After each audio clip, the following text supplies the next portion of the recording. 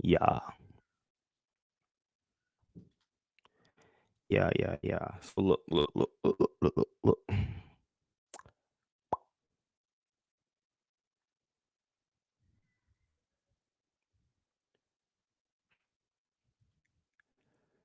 We are live. We are live.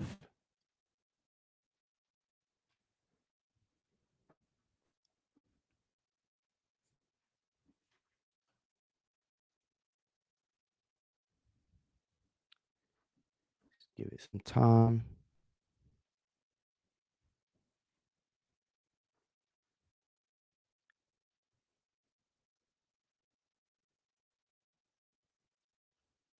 All right. We are in here.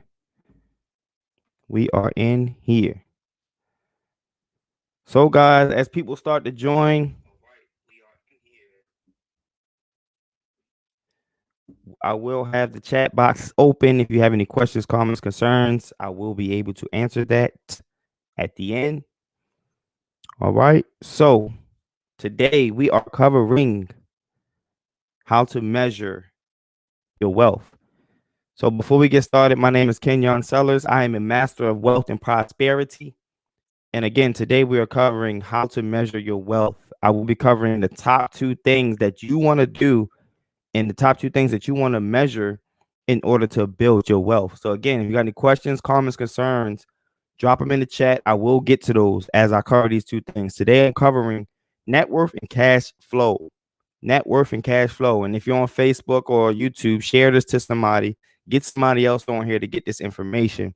Because again, these are two very crucial things that people need to understand when it comes to personal finance and becoming financially free and financially independent. So you can stop living paycheck to paycheck, get out of debt, and really start building wealth and generational wealth and get yourself together financially so you're not struggling looking for the next paycheck. Right? I want to get y'all out of the mindset of, oh, I'm broke until the next 2 weeks. Oh, the next two when my check comes in, I'm gonna be good after that. No, I want you to understand these two metrics that are going to help you again understand where you are financially and then how to build from there. Right. So I'm gonna jump right into it. The number one thing that I want people to understand when it comes to measuring your wealth is your net worth.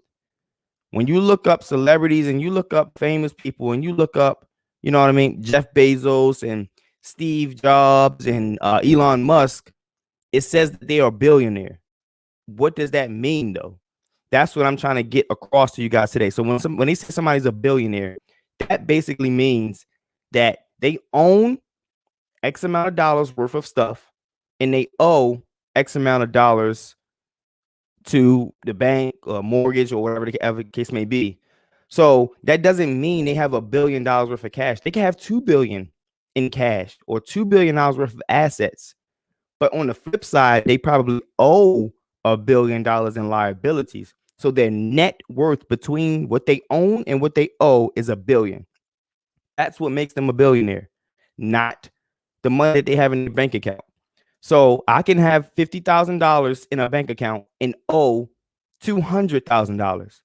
I don't have $50,000 technically. If you want to really look at it, I don't have 50,000. So when people walk around saying that they are a millionaire or they have $100,000 or whatever the case may be, you got to say, okay, you have $1 million. Yes, you probably are a millionaire in the asset column. What do your liabilities look like? Because that'll determine if you're really a millionaire or not. If you got $1 million in assets and you got 500,000 in liabilities, you only have $500,000. You're not a millionaire yet. You're not a millionaire. So that's why net worth is so important to understand when you're measuring your wealth, measuring your financial status or your financial health or whatever you want to call it. But measuring yourself financially, when you look at your net worth, that'll paint a picture of where you stand right now in areas that you need to focus on. So your net worth is the difference between the assets you own and the liabilities you owe. And for clarity, an asset is anything that appreciates in value and puts money in your pocket. A liability is anything that you owe money on and it takes money out of your pocket. So, for an example, people call homes assets. They're not assets. they're liabilities because they take money out of your pocket. A portion of the house, the appreciation over time, and it increases your net worth. I get all that. That part of it is an asset. But for the 30 years or 15 or 30 years that you're paying on that house, it's a liability because it's taking money out of your pocket. So when you're going to go buy a house, be strategic about it and understand what you're getting yourself into because it's a liability no matter what way you try to flip it and put it. Okay. So unless you pay cash for it, and who's spending $300,000 cash on a house these days? So again, understand what a liability and what an asset is before we get into how to calculate your net worth. An asset is anything that appreciates in value and puts money into your pocket. A liability is anything that depreciates, loses value, takes money out of your pocket. It costs you money. All right. Cars, houses, anything like that, jewelry, those are depreciating assets and liabilities because they take money out of your pocket. We want to accumulate assets to put money in our pockets. Okay. So with those definitions, again, a home is a liability, not an asset. Okay. So you want to measure your net worth because it will reveal your true financial status. Many people have a lot of money saved, like I started off with. I can have $50,000, but if I owe $200,000, I don't have $50,000 technically. Now, if I have $250,000 in cash or investments, and I owe $200,000, then I have $50,000 because the difference between what I have and what I owe is $50,000. That's the number that we want to use to measure our wealth. Okay, so at the end of the day, you're only as financially stable or free or rich or whatever term you want to use as your net worth. If I have $1 million net worth, then I'm a millionaire. If I have $1 million in cash, I am not a millionaire unless I have zero liabilities. Okay. So you want to have your assets exceed your liabilities by a large amount in order to be considered wealthy. Again, that's why I said measuring your wealth. That's the whole theme of this thing today, this live stream, because I want to get you guys to understand when you're measuring wealth, you need to know your numbers. You need to know where you stand and stop running from it. Face the fact that you probably have a negative net worth. Face the fact that you're not saving enough. You're not paying attention to your debt. You're not facing your responsibilities. You're not ready to grow up yet and really take a look at where you stand financially and take care of what you need to take care of until you start measuring these things. Your net worth is one of them. Take the time to measure it out. Start learning. Get with a financial advisor. Get with a financial coach. Right? Get some accountability up in your life. Stop running from this stuff. That's the reason why people live in paycheck to paycheck. People are broke. They're running from their truth. The truth is you don't have any money, but nobody wants to realize that and nobody wants to face that. So everybody runs from it and they don't measure their net worth and they don't calculate their cash flow and they don't look at their budget and they don't do any of that because they're scared to face the fact that they're probably broke and poor. And it's okay. I was broke and poor at one point too. So you want to get to a point where you're measuring your net worth, and how you do that is list your assets. So let me break down some of the assets. Again, assets are things that appreciate in value and they put money in your pocket. So, and some examples of assets or categories of assets is cash and cash equivalents. What do I mean by that? That's cash in your bank accounts. That's cash you have in the house, in a drawer, or under the bed, or in a box, or wherever you got it. Any cash you have is an asset. Your credit card limits, and let me explain this one. Depending on how you look at it, your credit card limits are an asset to you because you can use them to purchase things. So they somewhat act as cash. So if I have a credit card and the limit is $5,000, I technically have access to $5,000 in cash. So that on my balance sheet would show as an asset. Now, on the flip side, if I use $1,000 of that $5,000 limit, that $1,000 is a liability. It turns over into a liability. Now I have 4,000 in my asset column and 1,000 in my liability column to match it. So it's only the amount that you have available, which is the cash you have available to utilize on a credit card, that's an asset. You can't put $5,000 on the balance sheet if you already used 1,000 of that $5,000 limit. You need to use the difference between the available limit. Okay. In the current balance will always be a liability. No matter if you got a 0%, 18 months credit card or not, it's always going to be a liability. Okay. So real estate, the market value of any real estate that you own, land, rental properties, your house, office space, whatever it is, that's all considered an asset in the asset column. So the market value of those properties, you want to list those under your assets. Equities, stocks, bonds, cryptocurrency, etc. Those are assets. You want to list those as well. When it comes to vehicles, cars, trucks, boats, motorcycles, whatever it is, whatever you drive or ride, those are assets. Now, they're highly depreciating assets, but they're assets. So when it comes to calculating your net worth, you do want to include those things because they do have a value. So in case you did have to liquidate anything or sell anything, you would be able to get money from those things. So you want to put that market value of those things down as well. Now you want to move on to precious metals. If you have any gold or any silver, like I own physical gold, so I would list my gold bars in the current market value of those gold bars, and I will list that under my assets, because if I had to sell those, I would get cash, and that amount of cash would be considered an asset. Okay. And last but not least, you want to look at miscellaneous things: artwork, collectibles, jewelry, clothes, whatever, just miscellaneous stuff you have around the house or things like that. You want to list the market value or the estimated value of those things as well, because those, again, if you need to sell or liquidate anything, that's cash that you would receive for that. So the next step in calculating your net worth, you want to list your liabilities. So again, liabilities are anything that depreciates and take money out of your pocket.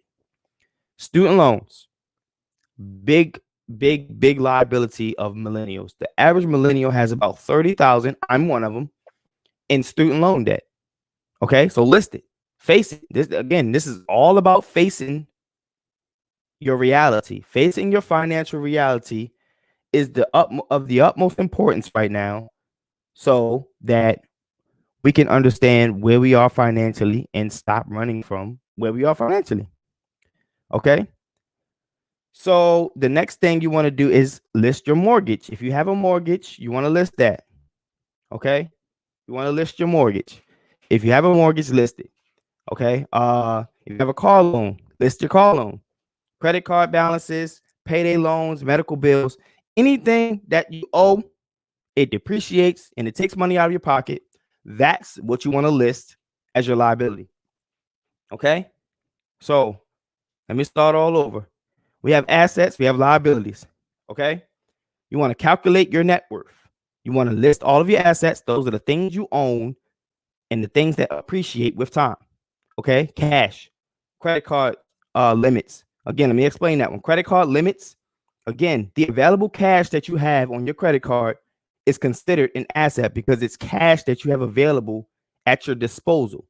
Now, when you start using some of that money, then it becomes a liability. The money that you did use becomes a liability. So you will list that balance in your liability column. Real estate, the market value of any property that you own is considered an asset, and you want to list that in your asset column. Retirement accounts, the market value of your 401k, 403b, deferred compensation plan, IRA. If you're self-employed, your SEP IRA or your SEP 401k, any retirement plan that you have, or any deferred comp plans that you have, you want to list the values. Again, all this stuff is market value, which basically means if you were to sell it today on the market, what price would you get? You want to list the market value when it comes to calculating your wealth. All right. So again, we're moving on to equities, stocks, bonds, cryptocurrency, etc. List the market value of those as well. Then you move into vehicles, cars, trucks, boats, motorcycles, etc. Then you want to go into precious metals, gold, silver, platinum. If you hold any of those things physically, or stock, or whatever the case may be, you want to list that as well. Again, all of this stuff is market value. Next, you want to go to miscellaneous. That's things you have around the house, any artwork you have, any collectibles you have, anything like that. You want to gather the market value prices of those as well, and understand that those things count as cash if it comes to a case where you have to sell and liquidate. That's what it's called, liquidate. When you turn all your items into cash, you want to liquidate. Those things count in your asset column. Then you move on to liabilities. Student loans. Again, the average millennial has $30,000. Again, I'm one of them. $30,000 in student loans, student loan debt. Mortgages. A lot of millennials are rushing to go get a mortgage. Why? I don't know. That's a huge liability that you want to take on at 23, 24, 25 years old. Again, to each his own, but it's a huge liability because it's not putting no money in your pocket. Now, if you was to rent that house, that's an asset at that point. But again, to each his own. Car loans. Car loan is another huge liability that the middle class, and that, again, I'm speaking to 4 and 2 millennials, that we go out and get these $500 car notes, which again is a stupid decision because we just don't understand money. And we can't blame, everybody for making these decisions. But again, we got to get smarter, and we got to start facing our reality. Stop running from the fact that you are in debt. Stop running from the fact that you don't have any money saved, and stop running from the fact that you don't understand anything about finance. So that's not an excuse now. It's people like me going live. It's people like me putting out content. It's people like me all you just got to look for it. Don't just say, oh, I didn't learn it in school, or I don't know nothing about. No, start learning about it, right? Because at the end of the day, you can't run from money. We all need it, right? So it's time to grow up and face your financial situation. So again, that's what this live is all about. The 2 things that you need to do in order to start measuring your wealth and start facing the fact that you need to get better financially. Number 1 thing is measure your net worth, understand your net worth. So once you list all your assets and list all your liabilities, you want to subtract your liabilities from your assets. That number, whether it's negative or positive, is your net worth.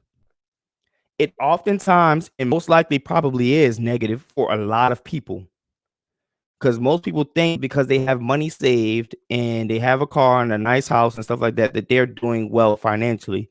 But if I was to go and do their net worth and do a net worth statement on them, that will be a whole different picture that gets painted.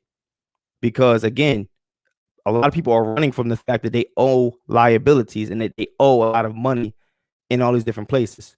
All right. So again, subtract the amount of assets the amount of liabilities you have from the asset number, and that will give you your net worth.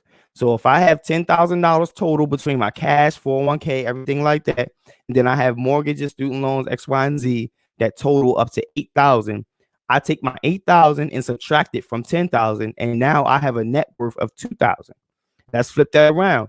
Let's say I have $10,000 in assets and $20,000 in loans and credit and debt. I now have a negative net worth of $10,000. I no longer, I'm underwater. I'm below zero. And a lot of people are below zero because, again, they don't understand what net worth is. Nobody calculates it because everybody's scared to face the fact that they're probably below zero. And it's okay. I was below zero at one point, but you got to face it in order to get above it. If you keep running from it, you're probably going to stay below zero for a long time. All right. So the key points in the net worth portion is retirement is not a number. It's not a age. It's a number. Most people think retirement is 65 and 67 and a half years old, when really retirement is when you reach a certain number in assets, in cash flow, and in net worth that allows you to no longer have to go to work. Work becomes an option. So net worth is not an age like society tells us it is. Again, the 40-year work career, that's gone. That's gone.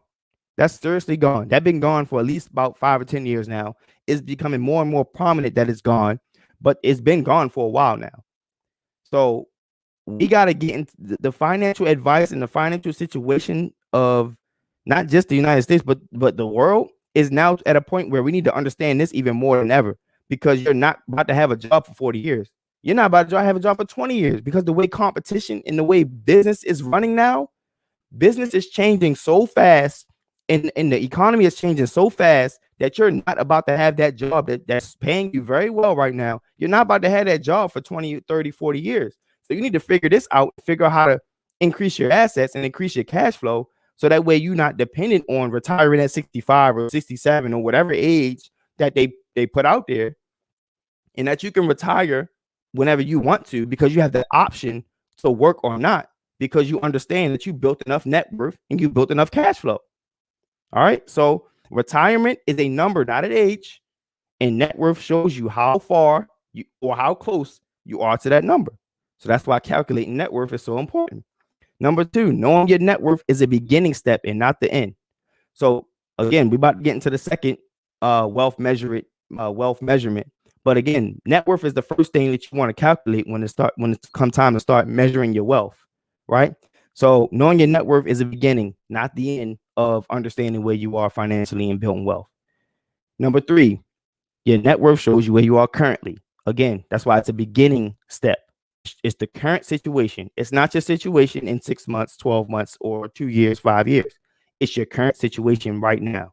And you can always change your situation moving forward. All right.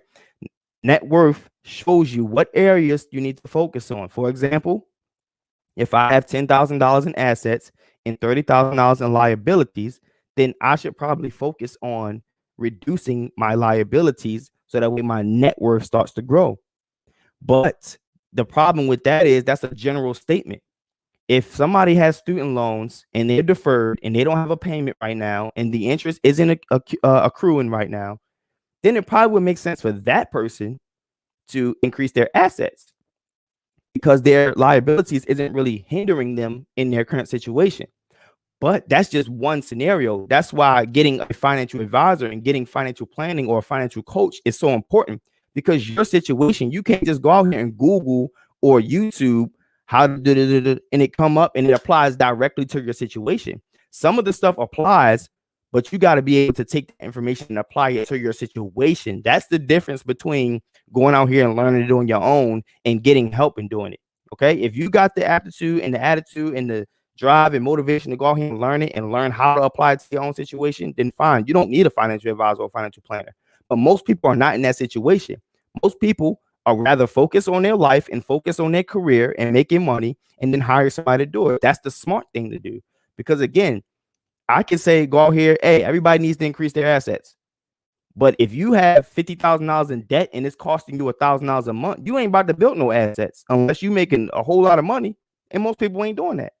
So that's why understanding how to use this information and apply it to your life, your own unique situation. Everybody's situation is unique. No two situations are the same. Everybody's situation is unique. That's why knowing how to apply it to your own situation is of the utmost importance. Okay. So again, evaluate your situation and don't just follow general advice. Everybody's going to tell you to invest. Everybody's going to tell you to build assets. Everybody's going to tell you to pay off debt. Everybody's going to tell you those general statements, and they all apply to everybody. But what they're not about to tell you is this is scenario A, this is scenario B, this is C, D, E, F, G. Again, it's so many different scenarios that you probably fit within one of those. But because people have to put out general advice because they will spend so much time breaking down each ideal scenario that it would take too much time. So it's easier to work one-on-one with somebody so that they can figure it out for you or help you figure it out. All right. So we're moving on to the second thing that you want to measure when it comes to measuring your wealth, which is your cash flow. And before I jump into that, if anybody has any questions, comments, concerns, drop them in here. I know I'm on Instagram Live, I'm on Facebook Live, also on YouTube Live right now. So if y'all got any questions, comments, concerns about what I'm talking about, y'all want to know something specific, I do have the Kenyon Sellers Show dropping on March 2nd, which I'm going to be doing this pretty much weekly. I'm going to be doing this exact thing weekly.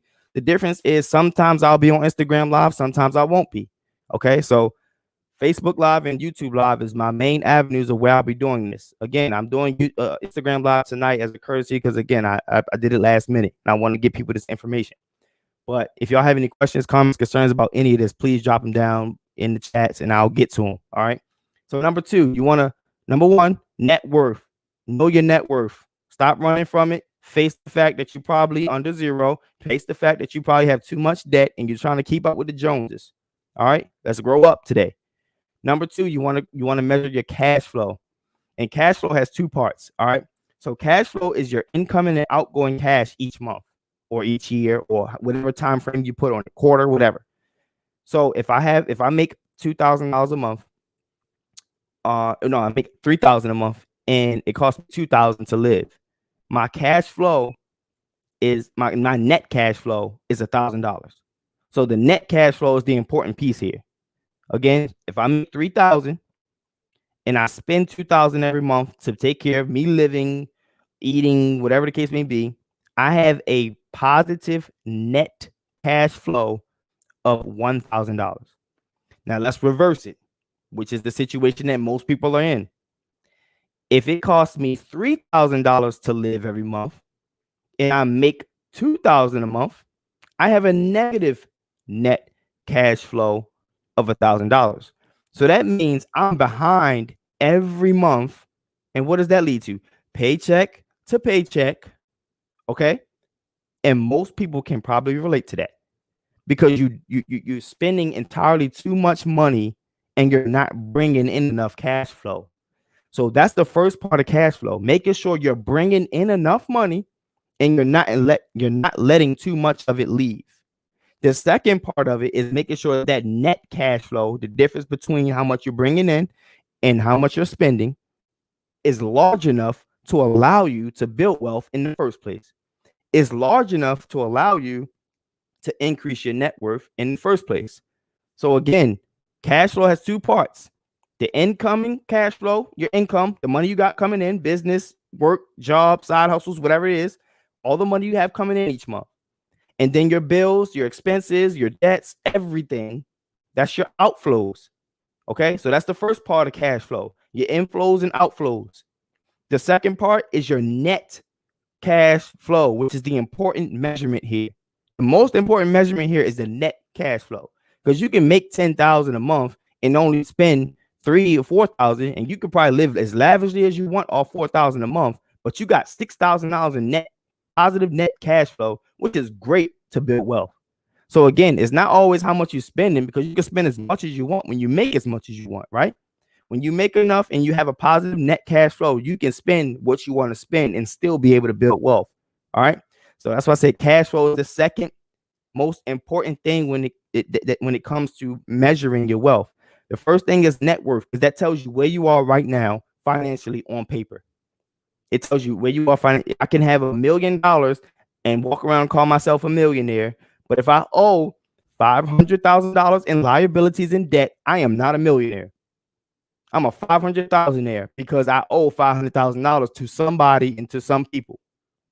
So if you really want to be a millionaire, your net worth needs to be $1 million, not just your assets, not just assets. So all these people on social media and on the internet calling themselves a millionaire, saying they made $1 million, ask them what their liabilities look like, and I guarantee you that that whole statement will change. All right. So when it comes to calculating and measuring your cash flow, it's important because in order to build wealth, you need to have money available to accumulate assets. So I need to have money liquid and available in order for me to build wealth and accumulate assets. All right. And not just any old assets. I want to buy assets that cash flow. All right. And assets that cash flow is the name of the game when it comes to building wealth. I can have all the assets in the world on my balance sheet, but if they're not bringing no money, I'm only but so much wealthy, because I'll have to sell those in order to receive money in order to take care of my life. All right. So assets is twofold. Assets is twofold. You got assets that appreciate over time, and then you have assets that produce cash flow, which allow you to retire optionally whenever you want. Whenever your assets and your cash flow cover your basic living expenses, you can retire whenever you want. Work is optional. Okay, that's retirement. I hate using the word retirement, but that's retirement. I call it financial independence or financial freedom or wealthy. I hate using the word retirement because retire. I hate that. All right. But again, cash flow is twofold: inflows, outflows, and then the net cash flow is the most important, because that number is the number that you're going to use in order to build wealth. All right. So the next part, again, is using your asset, using your cash, your net cash flow in order to buy cash flowing assets. So we got to get comfortable with these words: net worth, cash flow, assets, liabilities. These are words you need to know like the back of your hand. All right. When it comes to learning personal finance and building wealth, you got to know these terms: net worth, assets, liabilities, cash flow. Okay. Cash flow is king. Cash is no longer king. All right. Cash flow is king. Right. So just for an example of how cash flow and liquidity is king, look at 2020 in the coronavirus and the pandemic. The world's 614 billionaires, I forgot the number that their net worth increased by, but it was almost $1 trillion that they gained in net worth because they were liquid, meaning they had cash available and they had cash flowing assets producing them money. So they was able to take advantage of the fact that the economy went down. So understand that in order to be wealthy and really take advantage of opportunity, you got to have a decent net worth, meaning you're not held back by monthly payments on debt, and you have cash flow. You have a positive net cash flow. That allows you to take advantage of opportunities when most people just can't seem to make it month to month and they're always behind. All right. So again, how to increase your cash flow is simple. The formula to increase your monthly cash flow is so simple. Increase your income. Find a way to get a side hustle, second job, whatever you have to do, build a business, whatever. Increase your income, reduce your expenses. You don't need a $4 or $5 coffee 2 or 3 times a week. You probably don't, right? Actually, I know you don't. You need some good old water. Get you some water, all right? So you want to increase your income, reduce your expenses. Stop telling yourself these lies and feeding yourself this idea that you have to live a certain way. You don't. It's probably social media influencing the way that you spend your money anyway. You don't need to spend all the money that you're spending. All right. You don't need a $2,000 apartment. A $1,200 one will do just fine. It'll do the same thing. I promise you. I live in one. So the third thing you want to do is have that positive net cash flow between your income and your expenses. You want to use that to buy cash flowing assets, rental properties, dividend stocks, cash flowing businesses, etc., etc. Again, these are things that appreciate in value, meaning they rise in price. So if you wanted to sell it 5 years down the line, you would make a profit.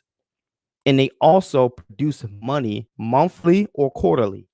Quarterly is every 3 months. That's dividend stocks. For the most part, every dividend stock pays you quarterly.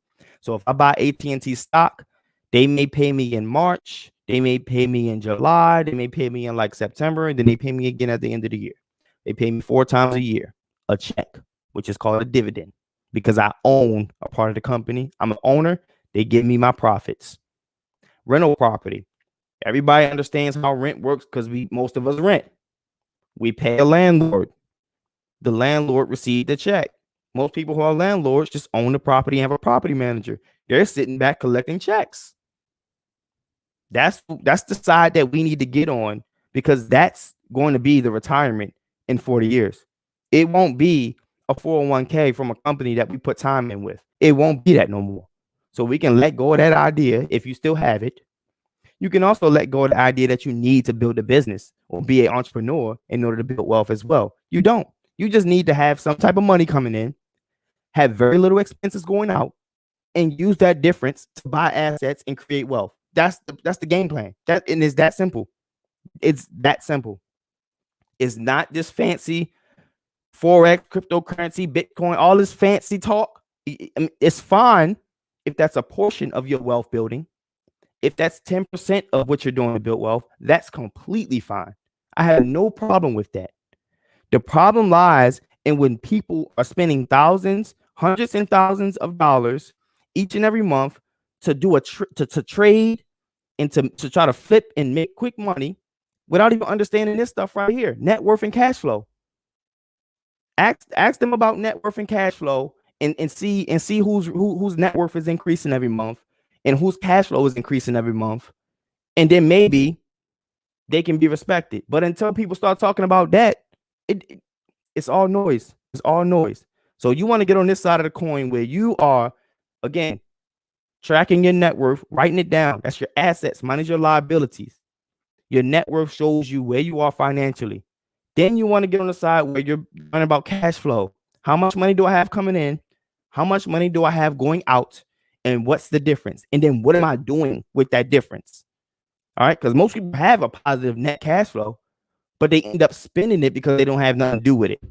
They have no idea what to do with the extra money that they have left over between their bills and the money they make. So they end up spending it on themselves. They end up treating themselves for saving $1,000 finally, right? They end up treating themselves, going on a vacation, buying a pair of shoes, buying this, going out. Next thing you know, they back at zero or close to zero. And then they do that cycle over and over and over again and complain about it without fixing it. It's madness. All right. If y'all got any questions, comments, or concerns, drop them in here.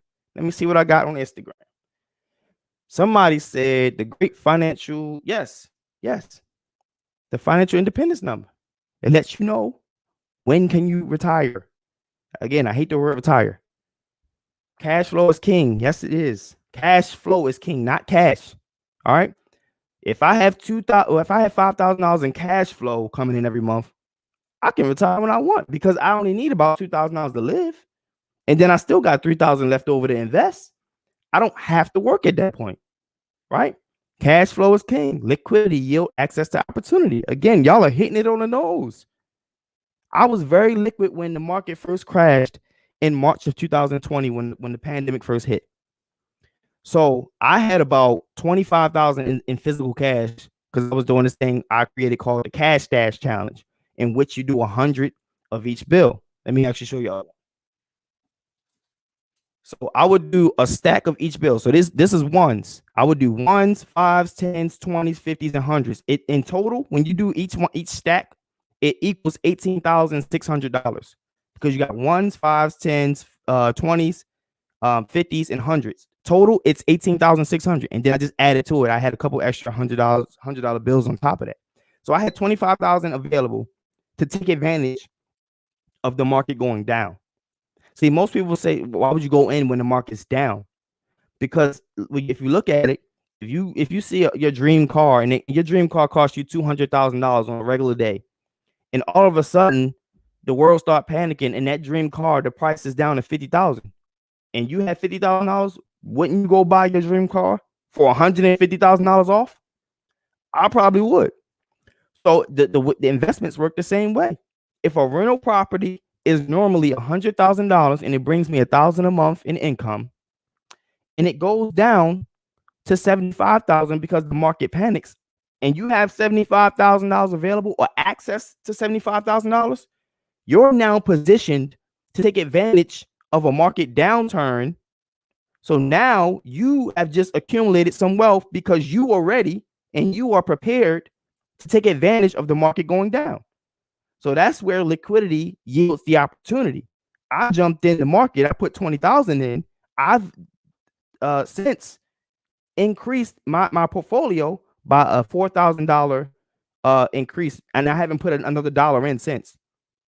So over the, it hasn't even been a year yet. It'll be a year and another month or two. So in another month or two, I have made $4,000 by doing absolutely nothing. So imagine if you had half of that, you would have made $2,000 by doing nothing.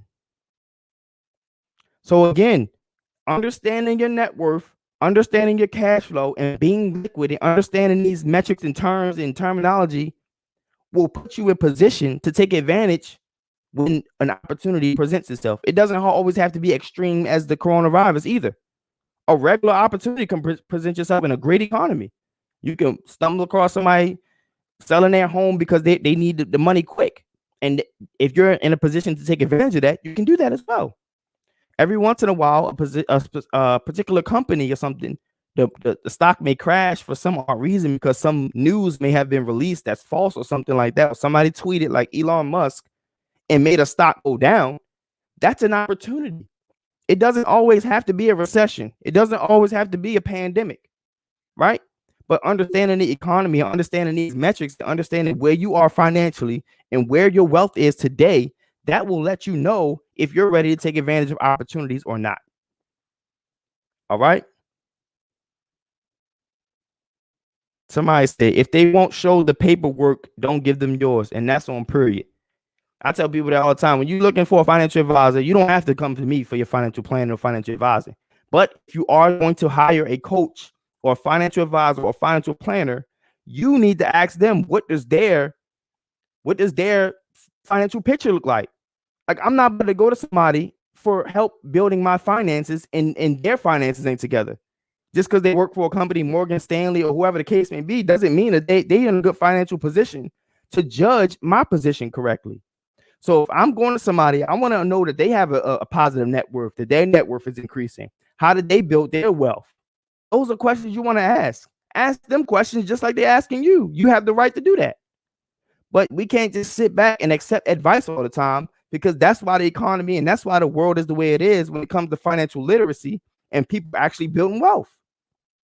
The middle class is poor because we're getting fed all this BS advice that's telling us X, Y, and Z, when in reality, they in a just as bad or worse position than I am. And they trying to tell me how to get my life together financially. And that's just not the way it's supposed to be. So if you go into a financial advisor or financial planner, ask them, hey, what's your finances look like? How did you build wealth? Do you budget? Right? Are you invested? What are you invested in? Do you invest in stocks? If you're telling me to invest in them, do you have rental properties? What are you invested in? Don't tell me invest in crypto and Forex if you're not doing it. What else are you doing outside? I want to know your situation as well as you want to know mine.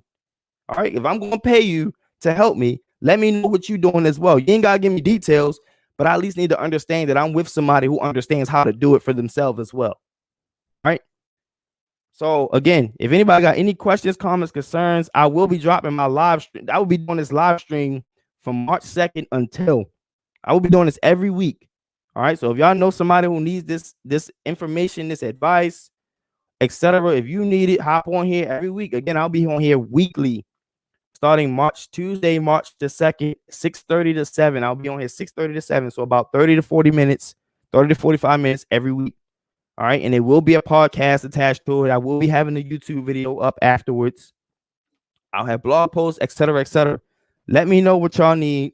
Let me know what information y'all want to learn. And again, I'm here to spread the knowledge of wealth. I genuinely care about this because I was in a position where I didn't understand none of this. And I went to school for accounting. I've been an entrepreneur since I was 6. I've been an A student in math since I was in school, since preschool. I've been an A student in math. I went to school for business and finance and accounting, and I still didn't know any of this until August of 2019, when I decided that I was tired of having so much debt and not having no money saved and not knowing how to save money and not knowing how to build my wealth. So I got serious and I became a student of the game of wealth. And it drove me to the point where I was like, yo, if I'm learning all this and I know all that I know about money and finance and business and all those things, the average person who doesn't know about accounting and business and stuff like that, what do they know? So again, I want to give as much financial literacy, as much wealth literacy as I can. So if y'all know any topics that may confuse you or confuse others around you or whatever the case may be that y'all want me to talk about, definitely let me know. Again, the show, the actual Kenyon Settle show, the live stream will drop March the 2nd. It's a Tuesday. I'll be going live every single Tuesday. Again, it'll be on Facebook Live and YouTube Live. Instagram Live, it will be here and there. I'm only doing this because tonight I went live off of random. So it will be Facebook Live and YouTube Live weekly on Tuesday, starting March the 2nd from 6:30 to about 7 to 7:15. All right. I'll have the video up afterwards. It'll be a podcast attached to it so you can get that knowledge on the go. If you're in the car or on your commute, you can put your AirPods in or Beats or earphones, whatever, and listen to it on the go. Again, this is all about getting you guys the knowledge and information you need to start taking your finances seriously. Seriously. Start facing your reality. Start growing up and realizing that you're a lot poorer than you think you are, and that the fact that you need to wake up and stop trying to keep up with the Joneses, even though you're telling yourself and feet, oh, I'm not trying. You probably are, because every second everybody get that we trying to make. I was a victim of it. We trying to post on Instagram, make it look like we doing good. We trying to post our highlights on social media, make it look like we have our lives together, and it's killing us. It's killing us. So grow up, become old, and understand, all right, you got to be okay with taking a step back in order to take 2 steps forward. All right. So again, thank y'all so much for tuning in. If y'all have anything for me, hit me in the DMs, hit me in direct messages. And don't forget to subscribe to the YouTube channel. Add me on Facebook if you haven't already. And spread the word, spread the knowledge. Peace, love, and happiness to everybody. Peace.